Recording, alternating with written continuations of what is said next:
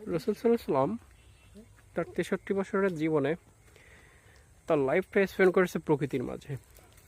খেজুরের ছাউনি দিয়া ঘর, খিদে লাগলে খেজুর খেয়ে নিছে, কুয়া থেকে তুলে পানি খেয়ে নিছে।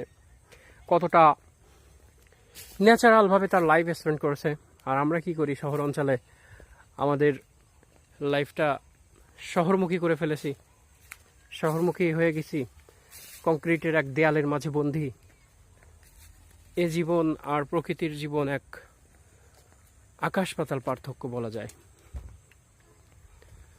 তো মাঝে মাঝে যদি সময় পান, অবশ্যই প্রকৃতির মাঝে থাকবেন, প্রকৃতির সান্নিধ্যে হবেন, এটা আপনাকে অনেক আনন্দিত করবে।